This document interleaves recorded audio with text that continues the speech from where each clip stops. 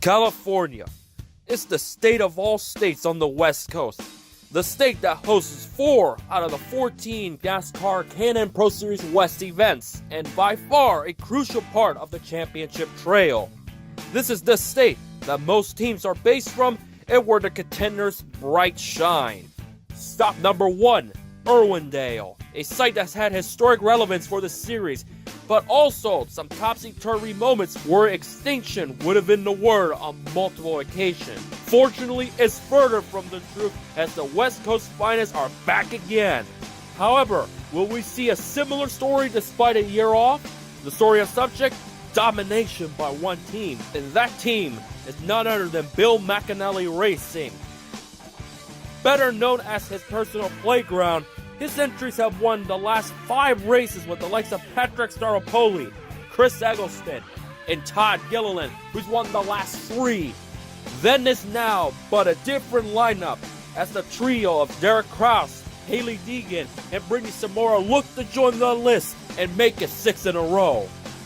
Among the 3, one has stolen the headlines in both NASCAR and the racing world, and that's the 17-year-old Temecula native who happens to be the championship leader.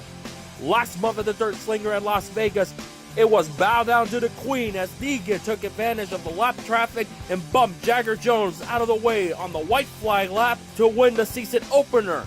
Disappointed, but hungrier is indeed Jones, as payment short track racing is his specialty, and hopes that win number 1 comes in race number 2. Perhaps even sweeter if he or the other competitors were to dethrone McAnally Racing. All of that and more will go down on a nice SoCal spring evening as the NAPA Auto Parts 150 marks the true test of the championship trail, and it starts right here, right now.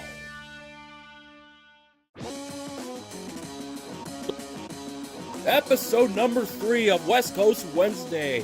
This is the preview of the 2019 NAPA Auto Parts 150 at Irwindale Speedway. We got the early entry list, we got some announcements, we're also going to discuss what to expect, who to keep an eye on, and much more in this quick episode as we're getting ready for round number 2 of 14 of the NASCAR Can-Am Pro Series West. So without further ado, let's talk about the entry list.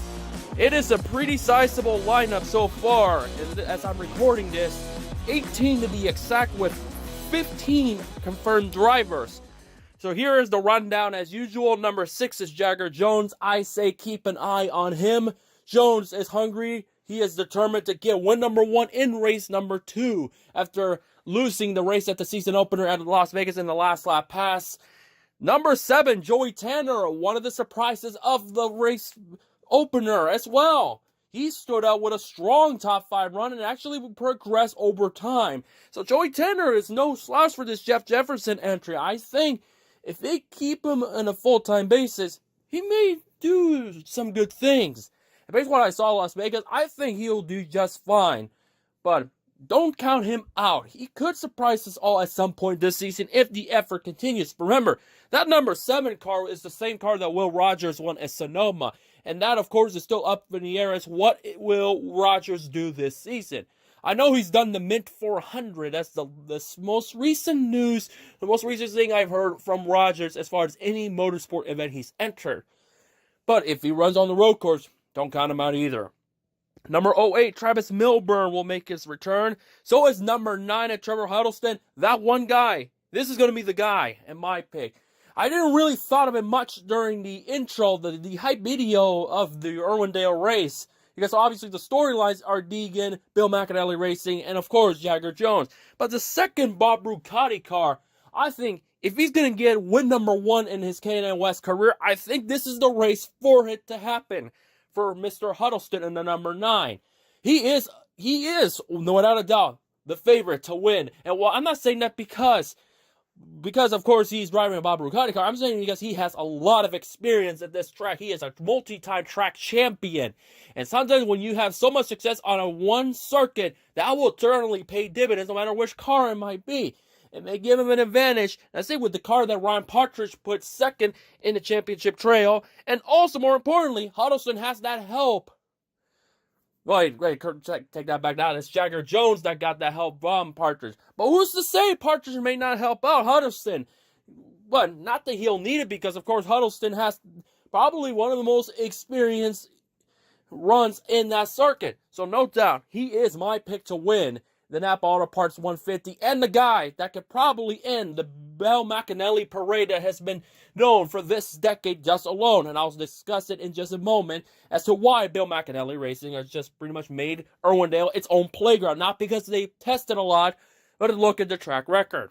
Number 10 will be Matt Levine. He'll stick around. Todd Zuzan, number 13. Number 15 is a big one. Not because of this particular driver, it's the team. It is DJR Crossley. They're going to be making a West Coast race. And it's none other than the defending NHRA Pro Stock Champion turned NASCAR driver Tanner Gray. He'll be making his Can-Am West debut. And none other in the state of California. So this will be quite interesting to see how he does on the West Coast. Because, of course, Deegan, Krause, and Zamora are all going to run East standalone races as well. So it's good to see someone from the East Coast giving it a crack out in the West. And, of course, David Gilliland and his son, Todd, Irwindale Magic. And I'll explain why they're Magic in just a moment. So Tanner Gray, he's no doubt going to be a dark horse. He'll be one to watch for sure and see how he does with the West Coast folks. But he will be driving for DGR Crossley, number 15. Good to see the former Pro Stock champion, the defending Pro Stock champion, give it a go. Derek Cross will be in the number 16. He is one of the few drivers that has experience at Irwindale as a start. And one of them, it didn't go too well. That was race number 1. When the last time they ran Irwindale, it was a combo race. A dual race. There were 2 races just like Tucson. After this race weekend is over, they'll be running the twin races at Tucson. But in 2017, it was Irwindale. And in the first race, Krause, when he was driving the number 19 at the time, backed it into the wall, didn't finish the first run. He turned it around a little bit better in the second race. So it'll be interesting for him. But here's the key. After what happened in Vegas, he lost all that momentum. He didn't really get the best to finish. And by Can-Am West standards, a top 10 may not be considered the best to finish, because with the average field of about 12 to 18 cars, you want to get a strong run. You must finish in the top 5 without a doubt. It helps to get a top 10, but a top 5 is a big deal on the regional level because it sets you apart.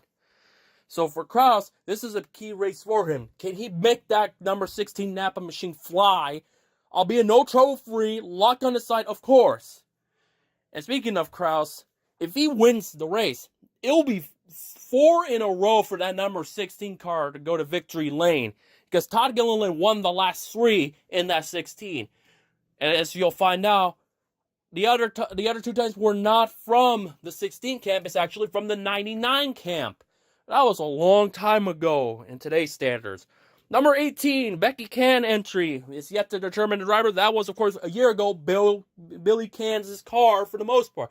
Can will no longer drive in the Can-Am West, as was reported a year ago in the finale that Bakersfield was it for him. And of course, he tried to run a Sonoma. He couldn't make the start because the engine blew up in one of the qualifying sessions at Sonoma. Didn't make the start. He has a nice number 18 interstate batteries ride. So it's very certain that 18 will be filled up by the time the episode comes out, or in the last minute. We'll see and find out how that goes. Hailie Deegan is the championship leader in the number 19 car. Could she make it 2 in a row? Remember, if she wins, she'll tie Shauna Robinson for the most wins among female drivers and the NASCAR touring level regional in specific. Because Shauna has 3 Goody Dash victories. Deegan has 2 Can-Am West victories. Only one to have a Pro Series win of any kind. Robinson is the only one to have won at the time. So it'll be interesting. That's going to be the big question. Can she do it back-to-back? Can she put a strong race all well put together and not necessarily rely on the last lap into turn number 1 with a bump and run? Because that's been the story of the first 2 races, first 2 wins so far. Now the big question is, she's got the ARCA schedule. She's got IK9 as a sponsorship. She's going to run maybe someday in the Truck Series within the next 12 to 18 months. Who knows? But at the very least, one thing is certain. Can she now put a race together and dominate it? or put on a strong run where everything goes smoothly and controls the race by her own. And that's one of the things that I think they can do. They can do it, but it's just a matter of when will it happen. Could it be this Saturday? We'll see. Number 27 is Jerry Pitts. It will be a Ford entry. It's the second of 3 cars without a confirmed driver. And I'll mention this real quick in just a second. Cody Vanderwall, number 43, is owned by Chad Levine. It's obviously part of the Matt Levine entry set. Sponsorships. They have a sponsor. It's orange. It's nice looking. Beautiful looking car. So that's the big thing. Last year he struggled with sponsorships. He won the Tucson races. 2 years ago he had Can-Am as a sponsorship, if you all remember, a while back. But now with a new team, a new alliance now in sponsorship, there's no way you can not count out Cody Vanderwall. Vanderwall is a wheelman. And what he did early in the going at the dirt track was quite impressive. And of course, you gotta imagine the confidence level that he has going into Irwindale. And he's gonna always be that ultimate dark horse guy because remember, it's a tale of two teams, Brancati, McAnally. And it's kind of like similar with Formula One with Ferrari and Mercedes. There's all these other teams that either run for the championship or they run for owner points or they run for pride and glory, and that's about it. Levine could be the best of the rest team. We'll see how it goes, because if they put on some strong runs and Vanderwall proves it and that makes that alliance work, and of course the sponsorship money does help. There's no way Cody Vanderwall does not finish in the top 5 in points this season. It's going to take quite some time. It's quite a lot of luck, quite a lot of strong runs to get him in the top 5, but there's who's to say Vanderwall does not end up in the top 5. The 13th entry is the number 50 car of Dylan Gardner, owned by William Higeman in a Toyota. Number 64 will be David Hibbert. He'll make it return. Hibbert did not have the best of run in Las Vegas. Remember, he was involved in one of the cautions where he got collected in a 2-car incident. Actually, his car he landed on top of another car, but he was able to finish the race without any more problems. It was not the best of night. Can he turn around and put on a respectable finish? We'll see. It is owned by Jason DeLong. Takuma Koga in 77, owned by Joe Nava, will be the 50th entry. The third and final TBA driver is the number 78 Don Wood Ford entry. And then the last two is Rich DeLong, the third, and the number 84. And last but not least is Brittany Samora in the 99. And when I was talking about Huddleston, this could be, when we go to Evergreen, I'm going to say this, I'm going to express it very highly that you keep an eye on Samora at Evergreen Speedway in August.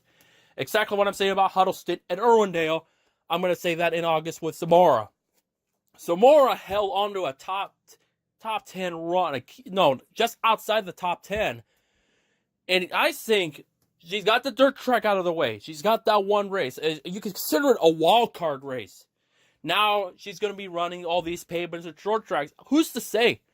If this is going to be one race, if there's going to be one possible race where I could see a female sweep, this could be one of them.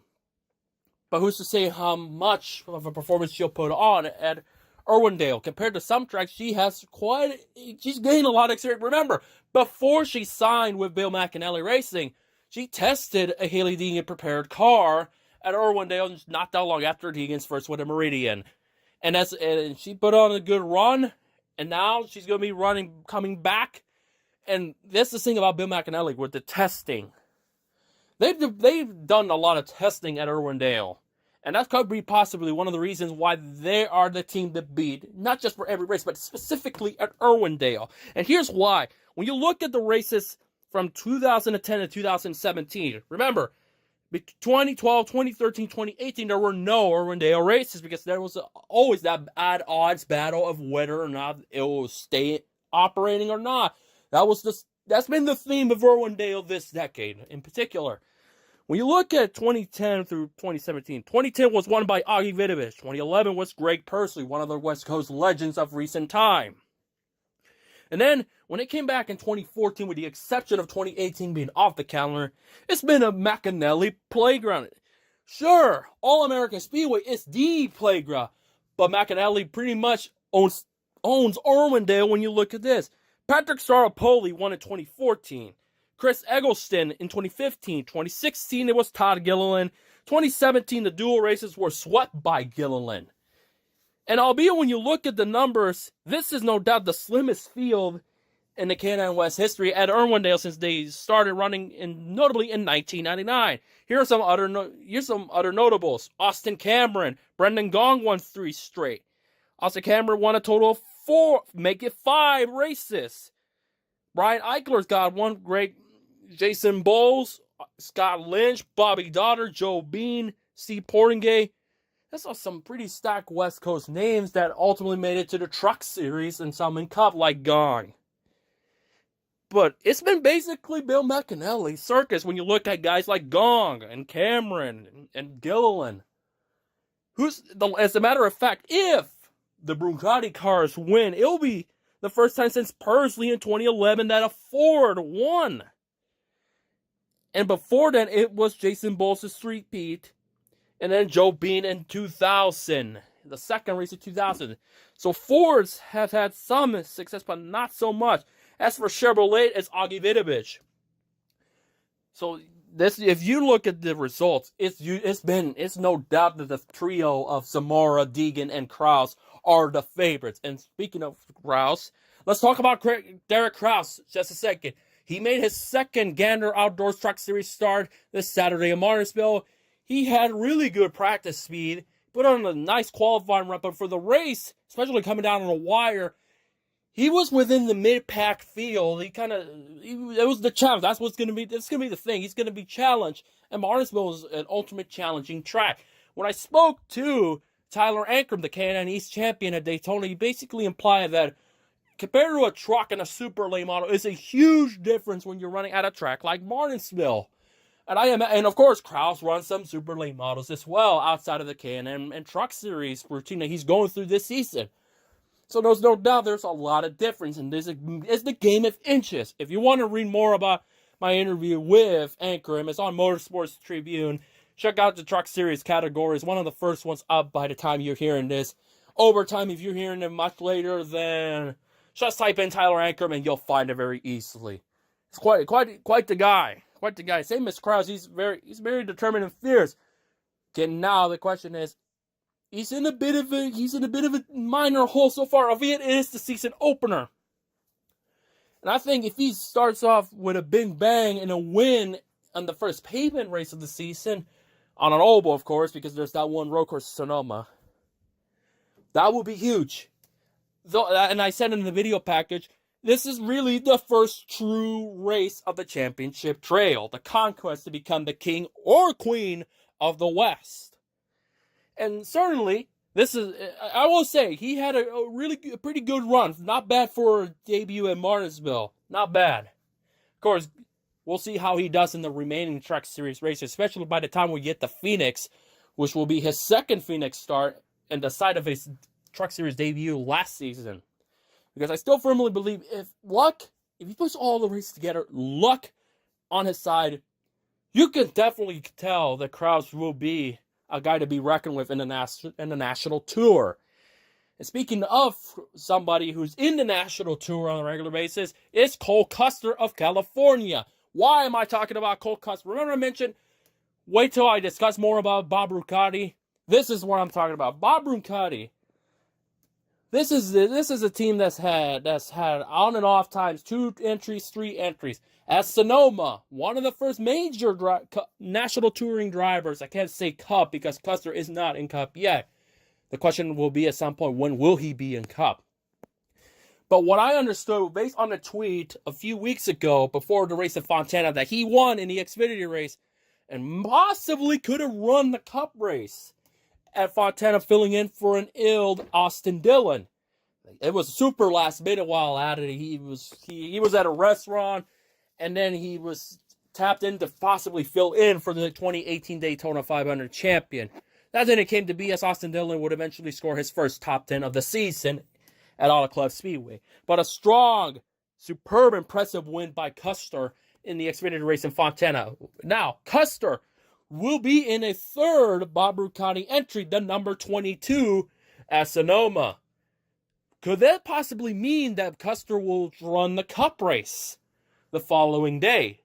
And more or less, very likely, it's going to be a Rick Ware car like he drove a couple of times. He put on a really strong qualifying run at Richmond. Still would have liked to see him make it to the final round in the top 10 to prove that, hey, there's times that those teams, the underdogs, the low budget, can put on a strong qualifying run. Back in the day, in the 90s, it was super common. You have new startups or teams that only have a few starts, put a strong flyer blistering lap, like a Tom Hubert in Vegas in 1999, Dick Trickle in the 39 pedigree car. That used to be quite common with these teams. We don't see that anymore. The closest thing was indeed Custer in that Rick Ware car. Albeit Ware has some help by the Stewart-Haas team because, of course, that family ties really help. In a tweet, Custer pretty much said they got the seat fitted. He'll be running Sonoma in that 22 car that a year ago was driven by Trevor Huddleston. Now on the Southwest end, this is what I mean by Gilliland's play. It's been a nice picnic for the Gillilands. I mentioned Todd won the last 3. Of course, he won't be able to defend. He won't defend. But a Gilliland entity could make it 4 in a row with Tanner Gray. David Gilliland has won multiple times, 3 to be exact, in the Southwest Tour, the old Southwest Tour, that Kurt Busch and Matt Crafton made their names in which Busch won in 99, Crafton in 2000, Gilliland won in 02, and swept the 03 races. So there's a lot of history, a lot of prestige, a lot of reputation on the line in this second round of the season. So it's going to be super exciting. So without further ado, let me close this with a few notes. The pick, my guy to win, is going to be Huddleston. He's going to be the guy that could possibly end the strong chance of a 6-speed for Bill McAnally Racing. They won the last 5. I believe it's going to be a Bombricati picnic now, and with Huddleston leading the pack. The dark horse, the one you want to keep an eye on, is Tanner Gray in the number 15. It's the top team of the East. This is his second major K&N race of his career. He ran the season opener on the east side at Myrtle and New Smyrna over a month ago. As a matter of fact, the next race for the East will be at Bristol. Correct me if I'm wrong. And of course, after Irwindale, it is the dual races at Tucson, Arizona, that Vanderwall swept a year ago. I feel like Tanner Gray will put on a good run. I would like to see how he does. It's not often you see a DGR car, albeit this is the second season they've run, because the other time they ran a West Coast standalone race, to my knowledge, is indeed Sonoma with Eric Jones and Daniel Suarez running it. And they put on a good run, of course, because it's always nice to see the race. It's always interesting to see the ones where the Cup guys run, because it will be the ultimate tester. Look at how Deegan became her own in the NASCAR level. The one race what Kevin Harvick ran. That was the one race that put Deegan a bit on the map on the NASCAR level by that race. Now, of course, he's the top star of the tour. But who's to say that Tanner Gray could become one? He's got a name. He's any of those NHRA fans that want to follow his career or fans of Tanner Gray. I say he's a dark horse, no doubt. The sleeper pick is Jagger Jones. He's the ultimate sleeper pick. Because I think I think this is one race I think he can win. And ultimately, we'll see how he does on the pavement. He has success. Look at Myrtle Beach. I gotta emphasize this once again. There's a reason why, outside of the family name, Dale Jr. saw something in him, and he proved it in that win at Myrtle Beach. He's still young. This is only going to be his second K&N West start. And I think if he does something similar to what he did at Vegas on the pavement level, I say we could be looking at Jagger Jones being a title contender as a rookie. And another one to keep an eye on is, of course, Brittany Zamora. Now that, as I mentioned, the dirt is out of the way. How will she fare at Irwindale at a track that she has pretty good experience in the testing? That's going to be my wild card pick. So once again, the favorite, my pick to win, is going to be Huddleston. The sleeper is Jagger Jones. The dark horse is Tanner Gray, and of course the one I say be interested. The wild card is going to be Brittany Samora. And of course, the one you never want to count out Derek Kraus. The expectation pick is Derek Kraus. The 16 cars won the last 3. Can he make it 4 in a row? Can he get his second K&N Pro Series win total? Because he won the season opener in New Smyrna, but the first in the West. And start his bid on maybe being what he ever saw. Pretty much a lot of people are saying the favorite to win the title. It will be quite the show at Irwindale. 150 laps. It will be at 7 p.m. live on fanschoice.tv for those who want to see it on the streaming level. That's the time, that's the place. Irwindale, the first of 4 races in the state of California. And it's great to see that track back on the K&N West calendar. And I think it's going to live up. Sure, there's the fewest entries that this circuit has had from the K&N West. But I mentioned this. Quality over quantity. Will the race quality be good? And this will be another test at those General Tires. This is the first pavement race on those General Tires on the West Coast. Again, the second overall, because going back to New Smyrna was the first race with those brand new General Tires. So, tell me, who do you think will be one to keep an eye on? I've told you the story. I set it up for you. Saturday, 7 p.m., the NAPA Auto Parts 150 at Irwindale. But for now, until we meet again, I'll catch you guys later. Make sure to follow the social media plugs. Hope you enjoyed this episode and a well thought out preview. In the meantime, until we meet again.